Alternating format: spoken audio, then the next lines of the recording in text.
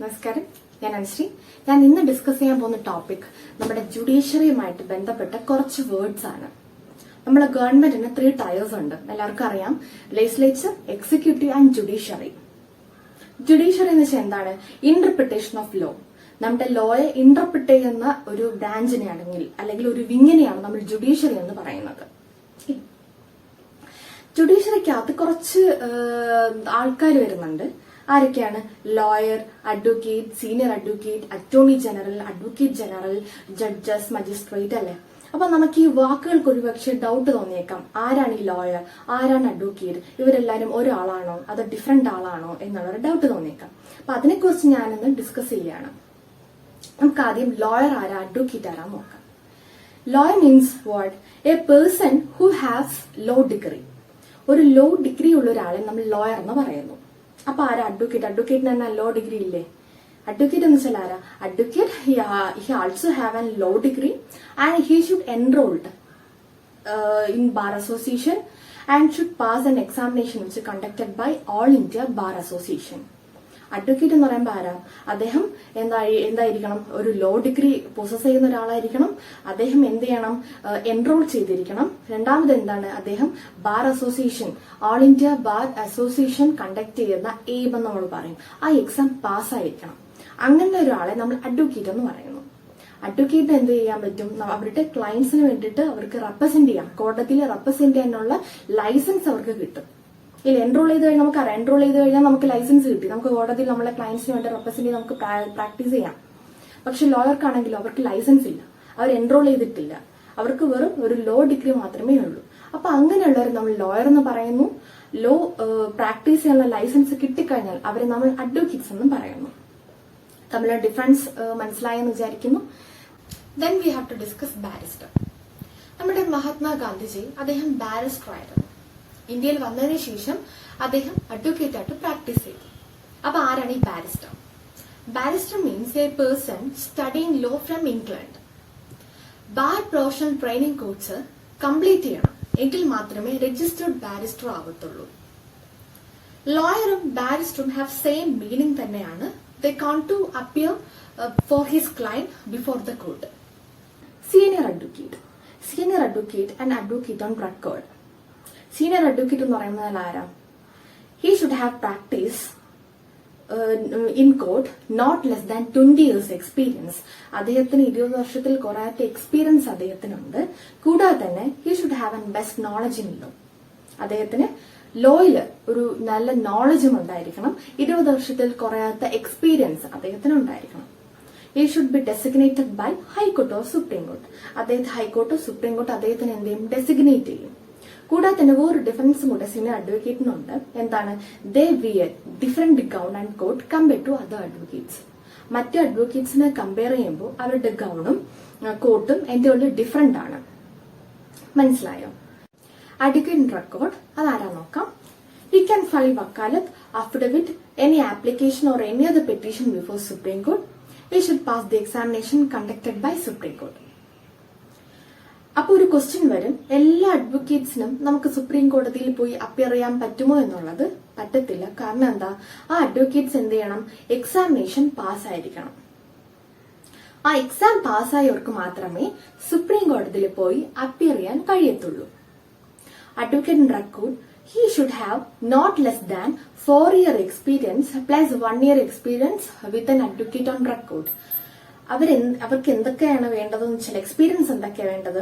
അവർക്ക് 4 വർഷം കുറയാത്ത എക്സ്പീരിയൻസ് ഉണ്ടായിരിക്കണം. കൂടാതെ 1 വർഷം അഡ്വക്കേറ്റ് ഓൺ റെക്കോർഡിന്റെ കീഴിൽ 1 വർഷത്തെ എക്സ്പീരിയൻസ് ഈ പറയുന്ന അഡ്വക്കേറ്റ്സിന് ഉണ്ടായിരിക്കണം. അങ്ങനെയുള്ളവർക്ക് എന്ത് ചെയ്യാം? തീർച്ചയായിട്ടും എക്സാം സുപ്രീം കോടതി കണ്ടക്ട് ചെയ്യുന്ന എക്സാം എഴുതാം. അത് പാസ്സായി കഴിഞ്ഞാൽ സുപ്രീം കോടതിയിൽ നമുക്ക് അപ്പിയർ ചെയ്യാൻ സാധിക്കും. അങ്ങനെയുള്ള നമ്മൾ അഡ്വക്കേറ്റ് ഓൺ റെക്കോർഡ് എന്ന് പറയുന്നു. അവർക്ക് എന്താണ് അഡ്വക്കേറ്റ് റെക്കോർഡിന്? എന്താണ്? അവർക്ക് സുപ്രീം കോർട്ടിലെ റൂൾസ് ആൻഡ് പ്രൊസീജിയേഴ്സും വളരെ ഫെമിലിയർ ആയിരിക്കും. ഇല്ലേ? സുപ്രീം കോടതി എന്ന് പറയുമ്പോൾ നമുക്കറിയാം, ഇറ്റ്സ് ആൻ അപ്പെക്സ് കോർട്ട് അല്ലെ. ഏറ്റവും പരമാധികാരത്തിൽ നിൽക്കുന്ന ഒരു കോടതിയാണ് സുപ്രീം കോർട്ട് അല്ലെ. അപ്പൊ അവിടെ പ്രാക്ടീസ് ചെയ്യണമെങ്കിൽ കുറച്ച് റൂൾസ് ആൻഡ് പ്രൊസീജിയേഴ്സ് ഒക്കെ നമ്മുടെ സുപ്രീം കോർട്ടിന്റെ റൂൾസ് ആൻഡ് പ്രൊസീജിയേഴ്സ് ഉണ്ട്. അതൊക്കെ അവരെന്ത് ചെയ്യണം? ഫോളോ ചെയ്യണം. അപ്പൊ they should be an aware about the rules and procedure of supreme court. ഇനി അടുത്ത് നമ്മൾ പോകുന്നത് അഡ്വക്കേറ്റ് ജനറൽ.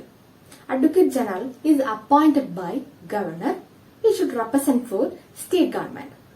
അഡ്വക്കേറ്റ് ജനറലിനെ ഗവർണറാണ് അപ്പോയിന്റ് ചെയ്യുന്നത്. അവര് സ്റ്റേറ്റ് ഗവൺമെന്റിനെ റെപ്രസെന്റ് ചെയ്യുന്ന വ്യക്തികളാണ്. Attorney general appointed by president, the represented for central government. അവരെ അപ്പോയിന്റ് ചെയ്യുന്നത് പ്രസിഡന്റ് ആണ്. അവർ സെൻട്രൽ ഗവൺമെന്റിന് വേണ്ടിയിട്ട് റെപ്രസെന്റ് ചെയ്യുന്നു. ഇപ്പോഴത്തെ അറ്റോർണി ജനറൽ ആരാണ്? കെ വേണുഗോപാൽ സാറാണ്. അടുത്ത് സോളിസിറ്റർ ജനറൽ. അവരെന്താണ് ചെയ്യുന്ന duty? They assist attorney general. ഇപ്പോഴത്തെ സോളിസിറ്റർ ജനറൽ തുഷാർ മേത്ത. അടുത്ത് പബ്ലിക് പ്രോസിക്യൂട്ടർ ആരാ? ഗവൺമെന്റ് പ്ലീഡർ ആരാ നോക്കാം. നമുക്കറിയാം ക്രിമിനൽ കേസ് എന്ന് പറയുമ്പോൾ എന്താണ്? Is an offence against public at large, അല്ലെ? നമ്മളുടെ സമൂഹത്തിനെതിരെ വരുന്ന കുറ്റകൃത്യങ്ങളാണ് ക്രിമിനൽ കേസ് വരുന്നത്. അപ്പോൾ ക്രിമിനൽ കേസിൽ നമുക്ക് സ്റ്റേറ്റ് ആണ് അതിലെ വിക്ടിമായിട്ട് വരിക. അപ്പൊ സ്റ്റേറ്റിനെ റെപ്രസെന്റ് ചെയ്യുന്ന ക്രിമിനൽ കേസിൽ സ്റ്റേറ്റിനെ റെപ്രസെന്റ് ചെയ്യുന്ന ആരാണ്? അവര് പറയുന്ന പേരാണ് പബ്ലിക് പ്രോസിക്യൂട്ടർ. അപ്പൊ സിവിൽ കേസ് ആണെങ്കിലോ അവരെ റെപ്രസെന്റ് ചെയ്യുന്ന സ്റ്റേറ്റിനെ റെപ്രസെന്റ് ചെയ്യുന്ന ആളെ നമ്മൾ ഗവൺമെന്റ് പ്ലീഡർ എന്ന് പറയുന്നു. അതിലൊരു എക്സാമ്പിൾ പറയാം. ഇപ്പോ നമ്മുടെ സൗമ്യ മർഡർ കേസ്, അല്ലെ? ഗോവിന്ദചാമി വേഴ്സസ് സ്റ്റേറ്റ് ഓഫ് കേരളയാണ് വരുന്നത്. Govindachami means accused, state of Kerala means എന്താണ്? വിക്ടിം ആണ്. അപ്പൊ അക്യൂസ്ഡ് വേഴ്സസ് വിക്ടിം. അപ്പൊ അക്യൂസ്ഡ് ഇവിടെ ആരാ? Govindachami versus state of Kerala. മനസ്സിലായോ? അപ്പോ ക്രിമിനൽ കേസിൽ റെപ്രസെന്റ് ചെയ്യുന്നത് പബ്ലിക് പ്രോസിക്യൂട്ടർ ആണ്. അപ്പൊ സിവിൽ കേസിൽ റെപ്രസെന്റ് ചെയ്യുന്നത് ഗവൺമെന്റ് പ്ലീഡർ ആണ്. അപ്പൊ ഞാൻ ഇന്നത്തെ ക്ലാസ് വൈൻഡപ്പ് ചെയ്യാണ്. അതിനു മുന്നേ നമുക്കൊന്ന് റിവൈസ് ചെയ്യാം. ആരാണ് ഈ ലോയർ? ആരാണ് advocate? Lawyer means a person who possess law degree. They cannot appear before court on the behalf of his client. Advocate ആണെങ്കിലോ advocate he should enroll, he should possess law degree, he should pass an examination which is conducted by All India Bar Association. They have right to appear before the court on the behalf of his client. Then senior advocate, advocate on record. Senior advocate, he should have an best knowledge in law, not less than 20 years experience. Advocate on record means he can file wakalat, petition or any other application before Supreme Court. They should pass an examination which is conducted by Supreme Court. Then Advocate General, Attorney General, Solicitor General. Advocate General is appointed by Governor. They are represented for state government. Attorney General appointed by President. They are represented for central government. Then Solicitor General is the assist Attorney General. Then Public Prosecutor and Government Pleader.